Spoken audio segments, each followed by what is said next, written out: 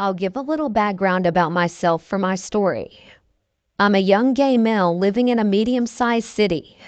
The dating scene is rather limited, and most gay people use apps or websites for meeting others for encounters or dates. I frequent websites and apps daily just to see if there's anyone new out there that I haven't already spoken to. Yet I rarely actually meet anyone from online. The fear of STIs or being robbed has always been in the back of my mind, so I generally just browse without ever actually meeting any guys. About 6 months ago, while browsing Craigslist, I found an ad that seemed to be somewhat what I was looking for. The ad was by a man a little older than myself who seemed to want the same things I wanted. He wanted to meet up with a guy my age and get to know one another over drinks. Maybe a little cuddle session, whatever else may follow, and not just a quickie kind of thing. After responding to this ad, the guy and I talked for about a month through texting without ever making plans of meeting. I finally got the confidence and asked if he wanted to meet. He agreed, and we decided that I'd drive to his place, which was about 10 miles from me and out of the city limits. The day we decided to meet, it was getting late, about 6 p.m. The sun was still somewhat out, but it was getting darker. I got in my car and drove out to the area where he lived. The guy texted me and said that he'd be walking on the side of the road because he was coming back from visiting with a friend, and just asked that I pick him up to go back to his place. He told me before that he had 2 kids that lived with him, but that the kid's mother wasn't in the picture. He said that his kids were at a friend's house and would be back later, so we'd have the place to ourselves. While making my way to the guy's house, I saw him walking on the side of the road. He was holding a large speaker and covered in a hoodie. The road we were on was very much outside the city lines, on a dirt road with random trailers set up every acre or so. I stopped the car and said something friendly like, "Hey stranger, need a ride?" He didn't smile, he just opened the door and got into my car without saying a word. I thought that this was strange because we literally spent a month having friendly chats, and I just figured that he'd act happy to see me, or at least not act awkward about it.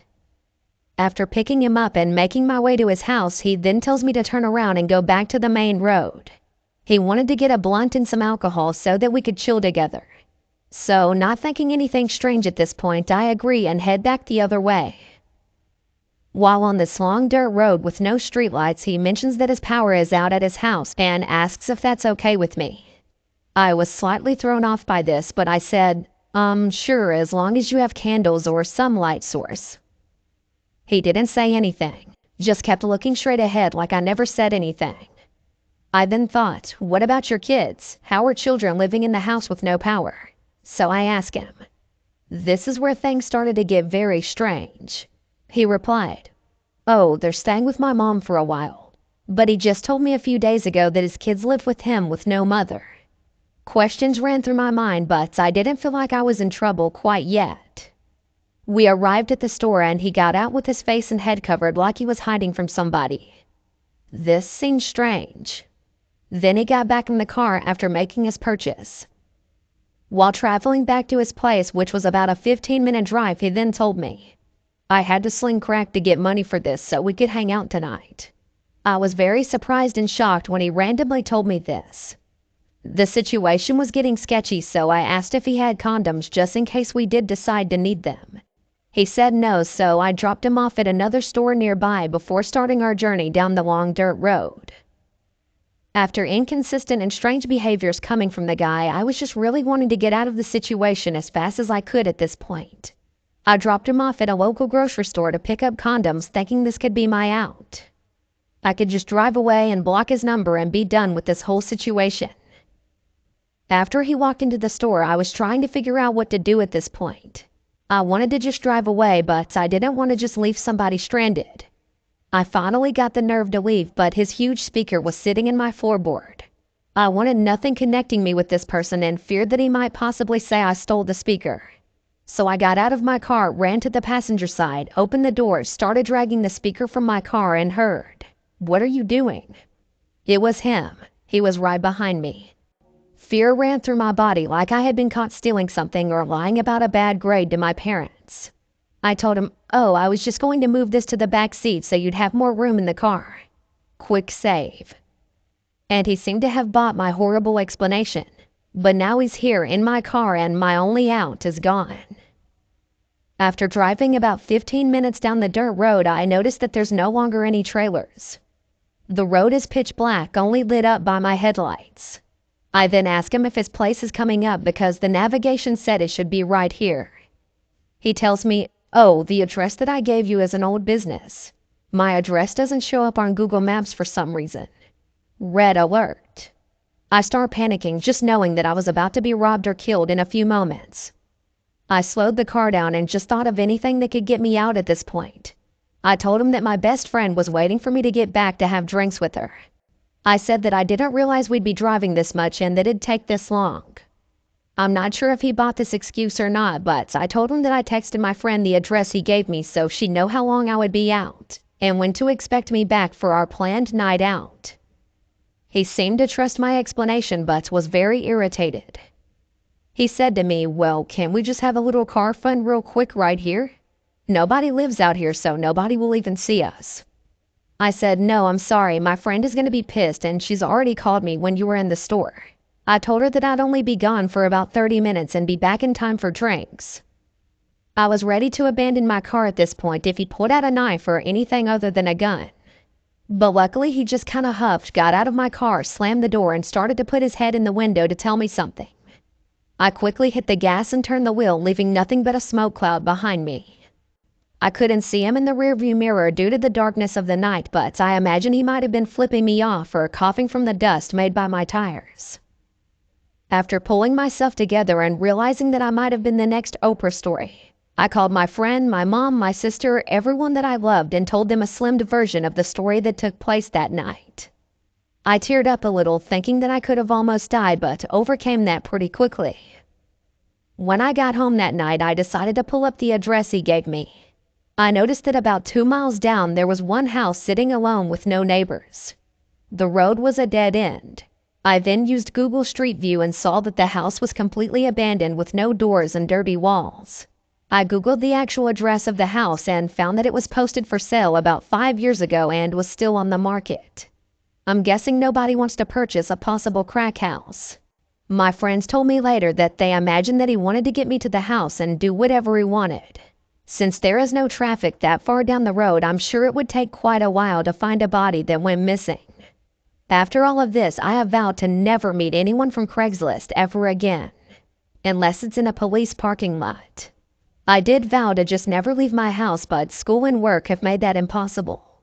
All in all, I'm okay with what happened, but it really brought light to what could happen when you least suspect it.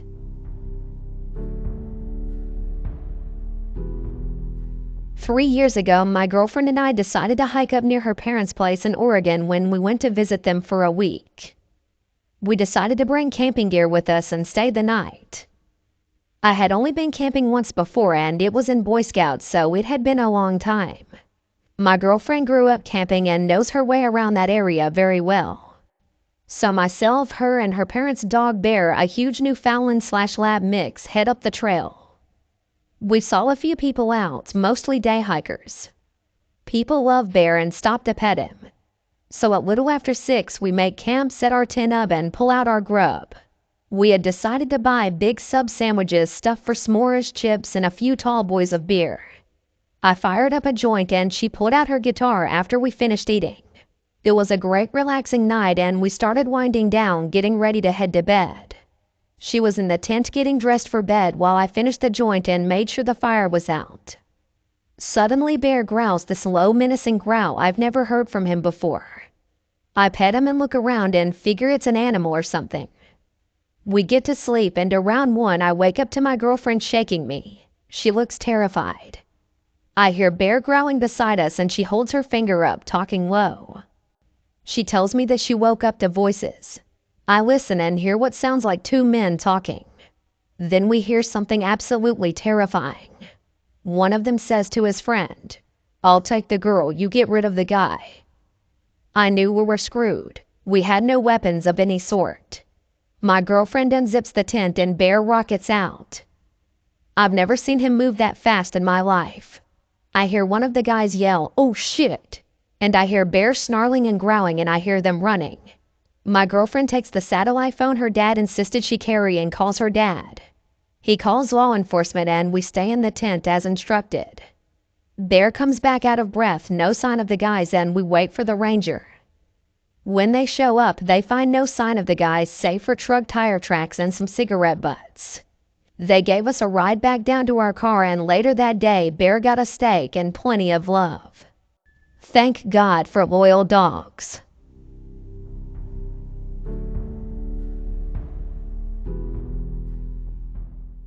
This happened around a decade ago when I was your quintessential angsty, weird little teenager. Quite moody and angry at the world. Ironically, I think that is what ultimately saved me, but the guilt doesn't leave me. I've never fully shared this with anyone before. My family lived in one of the nicer neighborhoods of my city, and unfortunately, muggings weren't uncommon, though to my knowledge at the time, none had resulted in anyone's death. I wasn't really following the neighborhood news or any news really. I could tell my mother was getting increasingly worried over the past few months, but I just didn't care enough to ask why. She kept reminding me to lock all the doors, travel in groups, not talk to strangers, yada yada yada. The same spiel most responsible parents give their kids. Only I took insult at being lectured weekly about safety at 16. Our first fight about this happened when I was told I was not allowed to walk home from the train anymore. I was taking some extracurricular lessons at the center of the city and rode the train to the end of the line where we lived, which was in no way remote. Our apartment building was about a 10-minute walk from the station, and I had been doing that distance since I was little. I could literally do it with my eyes closed.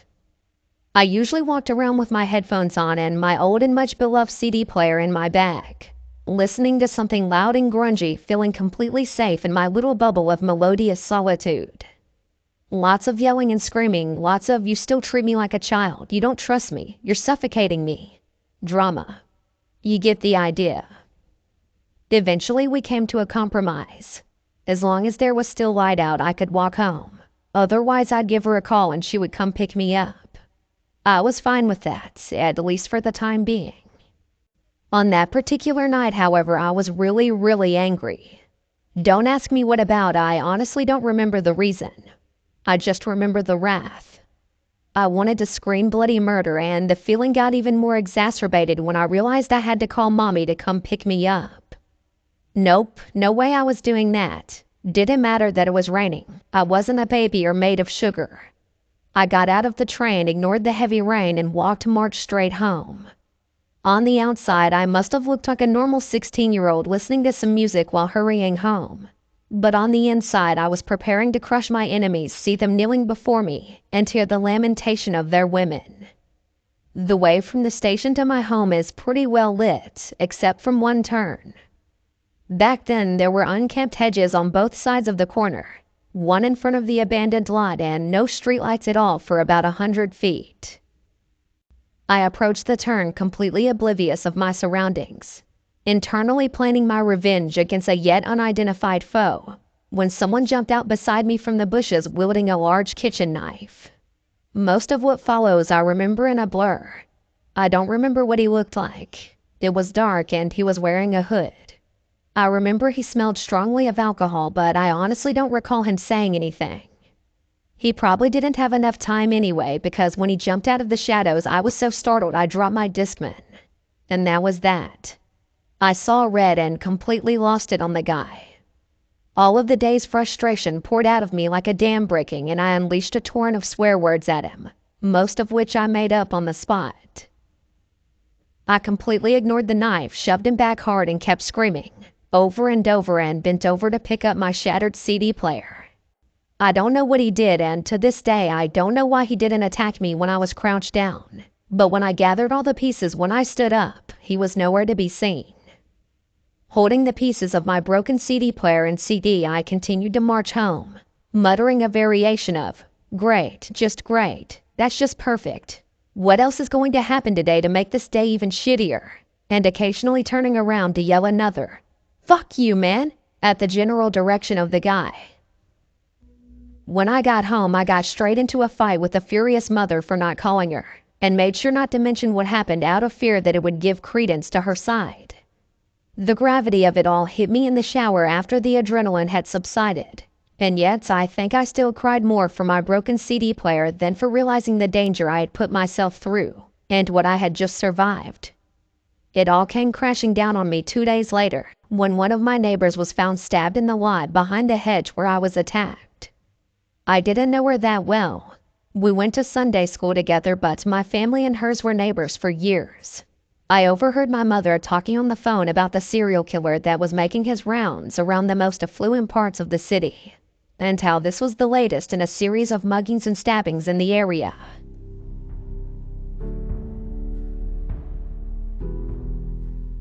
I used to work at one of those 24/7 Walmart supercenters. I was right out of high school and worked as a cashier for 2 terrible years, where I was subjected to all kinds of abuse from customers and coworkers alike.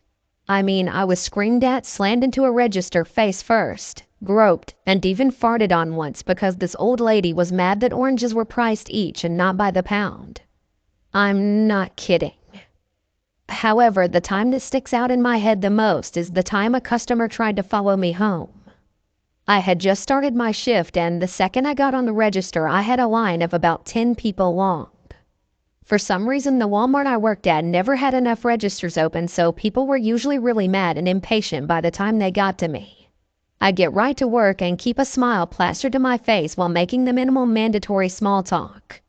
Most customers were polite but not very interested in talking, so it's easy to fall into a bit of cashier robot mode. I'd get to this guy who had only 2 items, yogurt and Band-Aids. I ring it all up in record time and neatly bag it up, but the customer doesn't seem to be paying any attention. He wouldn't look at me or answer my greeting. His eyes just stared right down at the conveyor belt. Maybe he was a bit zoned out, I don't know. The conveyor belt didn't look too dirty. I hadn't had a chance to wash it yet because the second I walked over to the register, people lined up. I tell the man his total, which was something like $4.36, and he starts fishing in his pockets for the exact change without looking up. Inwardly I groan but keep my customer service smile fixed into place while I wait. He's wearing one of those muddy brown denim jackets with lots of pockets, and as he rifles through, I keep catching whiffs of stale BO and cigarettes. His hands were pretty dirty too, and all dried out from the cold weather. He dumps out an assortment of change on the counter, still not looking at me, and I begin to count it up. Everything is uncomfortably quiet. I can feel the eyes of every customer waiting in line boring into me. All except the guy who was then digging in his pants pockets too. He was about 30 cents short. I let him know once I was sure he wasn't going to find any more coins. It was then that he finally looks at me, making this scrunched up face. His eyes were very dark brown, almost black, and they pierced right into me accusingly, as if he thought I was lying or something. While he was watching, I counted everything again. "It's only 30 cents. Can't you just give me your employee discount?" "No, that's against the rules," I answered apologetically. "Want to put something back?" I wasn't about to get fired for giving someone my discount, which was only 10% if you're wondering. He wasn't the first person to ask for it, but most people pretend they're joking. He wasn't joking. "No, I want them," he said, glaring at me. I was beginning to wish he'd start staring at the conveyor belt again instead of at me. He was making me pretty uncomfortable. If I'd had 30 cents in my pocket, I would have paid it up myself just to get this guy to leave. He reaches over to take the bag, but I turn the little bag carousel so that he can't. That was probably a stupid move on my part, but it wasn't like I could let him steal, right? If my register was short 30 cents, my supervisors would be all over me. "I know you get a discount, just plug it in." He completely blows up at this point, but I just shake my head and look at the other customers. People are watching, but no one does anything. This is just something that's inconveniencing them, even though I'm actually pretty scared. I'd already started flashing my register lights so that CSM would come, but they were notorious for taking their sweet time. "I'll get a CSM, but it might take a few minutes," I nervously offer, but the man just goes off and goes on about how it's not that much and he needs it. He leaves before the supervisor comes over, grabbing all of his change and shoving it all into one pocket before stomping off. I'm relieved that he's gone and continue working in uneasy silence. Everything seemed to go on as normal after that. My shift ends at midnight and I managed to clock out on time for once. I didn't have a car and would normally call my mom to come pick me up, but she was out of town and it was too late to call anyone else. So I decided to walk rather than waste my money on a cab. I lived about 20 minutes away and felt pretty safe walking because you didn't really tend to run into other pedestrians at that hour. After a few minutes of walking, I noticed a car was driving really slowly behind me. The speed limit was 45 miles per hour and this car was probably going about 10. I got a bad gut feeling and walked a little faster while trying to rationalize it. It could have been someone who wanted to offer me a ride or get directions. But no, whoever it was stayed behind me and didn't try to pull up next to me at all, even though they were going really slow. After about 5 minutes of this, the car finally turns off into one of the neighborhoods. I was relieved, but it was short-lived. The driver parks his car on the curb and gets out of his car, then comes jogging up to me. I realize immediately that it was Yogurt Band-Aid guy. He's wearing the same exact muddy brown jacket and is staring at me with those dark eyes. I turn around and start jogging down the sidewalk and he just jogs up right next to me. I can actually hear the change jiggling in his pocket. He doesn't say anything at first, so I just try to run faster without slipping. Had this guy been sitting in the parking lot for hours waiting for me to get off work? Apparently so. I feel him staring at me and turn my head to look at him while still running as fast as I can on the ice. Which, in case I didn't mention it, the road and sidewalk was icy. "What color is your underwear?" he asked. This question horrified and disgusted me, so my immediate reaction was, "Don't be a creep," and I punched him right in the face. It hurt my hand like a bitch, but he stops running for a second and bends forward a bit, clutching his face. I swear I heard him say, "Okay," but I just keep running and I'm too scared to look back.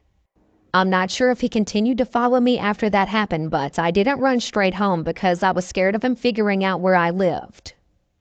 When I did make it home, probably an hour later, I went to my landlady's apartment first and told her what had happened. I was really shaken up and I told her that if she saw a suspicious guy around the building, she should call the police. My mom was out of town and she didn't answer my calls, so I just watched some Disney movies until I was calm enough to go to sleep. The next day, I told the managers at work what happened, but they didn't even care. In hindsight, I probably should have called the police, but I was young, and I thought that if it was necessary, management would have told me to do it. I don't know why I thought that, considering they had a way of really not caring about their employees, and this sort of situation wouldn't have made them look good. This wasn't the only Walmart-related instance where police should have been called, but weren't. I felt pretty angry that they didn't take me seriously or care that I was scared. I wanted to go home early because I was scared that the guy would show up again, but they told me no and made me go work the registers. I quit shortly after that. I never did see Yogurt Band-Aid guy again, but it's been about 10 years and I'm not even sure I'd recognize him even if I did. Even so, I'm glad I never saw him again.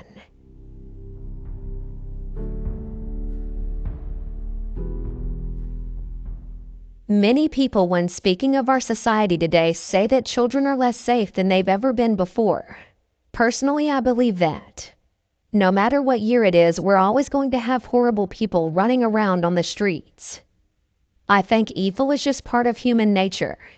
Maybe I read too many stories on this sub and others, but still. To all the parents out there, keep a close eye on your children.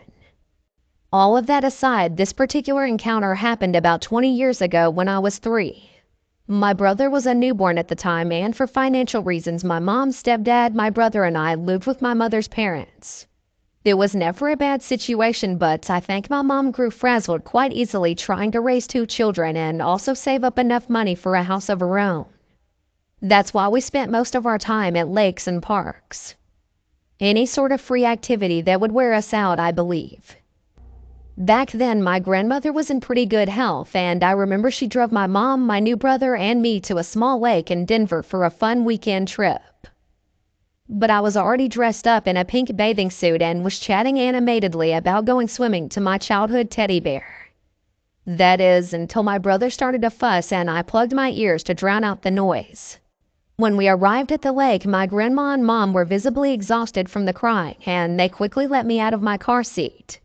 They both told me to wait by the car while they comforted and fed my little brother, and I obeyed as they disappeared around the other side. I was just watching the waves on the lake and fiddling with my bear when two guys approached me from across the parking lot.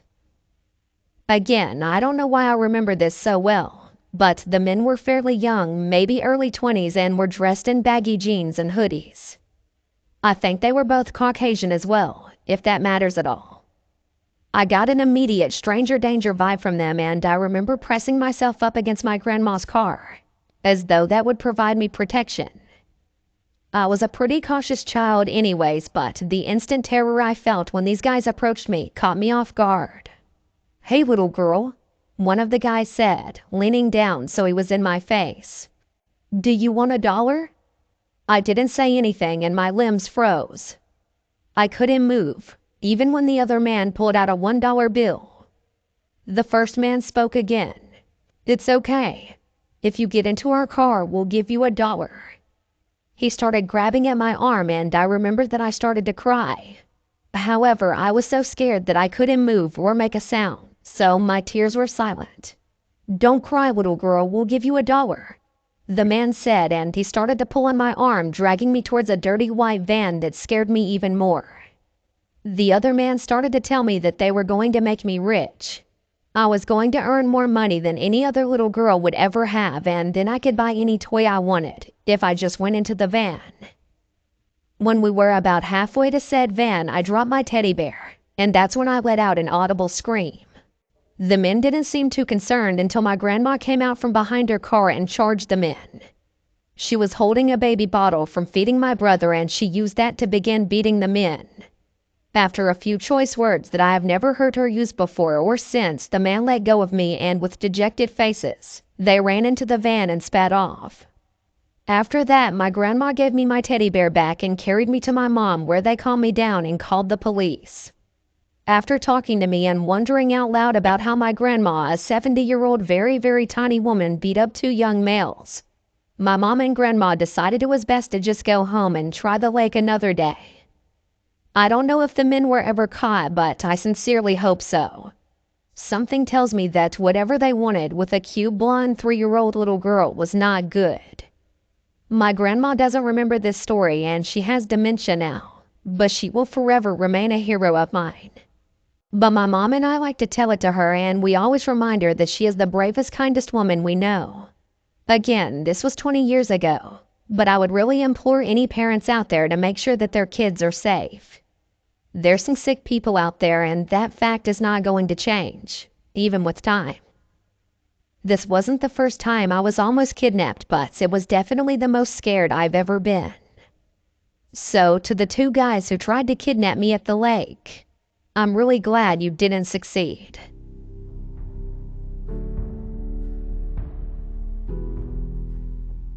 I'm a 21-year-old guy, and this happened to me back when I was in high school about 5 years ago. It was my senior year, and classes were dwindling down, and teachers were finding less to talk about as we were so excited to get out of there. This one teacher I had was super quirky. Kind of weird but cool to me, as he always had interesting experiences to share. He and one of my group of friends in the class became acquainted among the other students who wouldn't listen to him when he attempted to speak about his past shenanigans. One day he brought up this oasis, as he called it, a place in the woods that he would visit when he was young. It was a clearing deep within the trees, complete with dunes and a small beach, not too far from where we were going to school. We, of course, didn't believe him, so he showed us on Google Maps. Our naive selves thought that after school we could attempt to reach this place, entering from a backyard closest to the clearing. We should have known that 40-something years later, the layout of the place would have changed. Come the end of the day, I gather up 3 of my closest friends. We all agree on the plan of using Google Maps as our GPS. After convincing one of our moms to drop us off with the lie of hanging at a friend's place, we made our way to the edge of the forest. God, I wish I would have called it quits then. We started out all right, I guess, making our way closer by climbing through hordes of bushes and weeds. It was probably the most rundown, gross, dumped-on parts of the forest with broken car parts and trash everywhere. Eventually, as we get closer to the supposed clearing, we hear a dog viciously barking in the distance. My alarms went off. What was a dog doing in the middle of the damn woods? It was fairly residential, so no hunting, but also no trails or any reason to be out there. My friends were a mix of angry at me for suggesting this and extremely anxious about how we were going to get through it. At this point, we just wanted to make it to the sandy beach part of the woods, which seemed so close judging by our distance on the maps. The closer we got, the louder the barking became. At this point, we weren't saying much to each other as I led. We were literally up Schitt's Creek with nowhere to go. The barking seemed like it was coming from everywhere. I could see a dirt clearing ahead, so I just told everybody to make a break for it. At least in the open, we could see what was coming at us. This was not the clearing we were hoping for, and I could not find on the map when I tried to look for it later. Off in the distance was a medium-sized makeshift building. It appeared to be made of plywood painted gray and black. Above the door hung a giant animal skull with horns. I felt a pit in my stomach because I immediately knew this was the source of the barking, being as it was the loudest. After managing to snap a picture, I stood there frozen, unsure of what to do next. I came back to my senses when I hear a deep and angry voice shout, "Hey, what the hell are you doing?" from somewhere close by the building. I'd officially had enough of this situation. I was the one who'd gotten all my friends in this mess in the first place, so I felt responsible for their safety. I told everybody we're just gonna have to bite the bullet and run blind through the woods. It could have been my mind playing tricks, but I swear it felt like the dog was chasing us. Almost like somebody let it loose. After kicking through so dense wilderness and trees, we were so scraped up and bloody by the time we got far enough away that we felt safe. Huddled together and practically crying, I called my mother and told her the mess we were in. I gave her the street closest to the side of woods we were on, and she gladly came and picked us up. She said when she saw us on the side of the road, it looked like we had been through hell and back. After that day, we barely spoke about it. We didn't even tell the teacher who started the whole thing in fear of somehow getting in trouble. I'm never going back there again.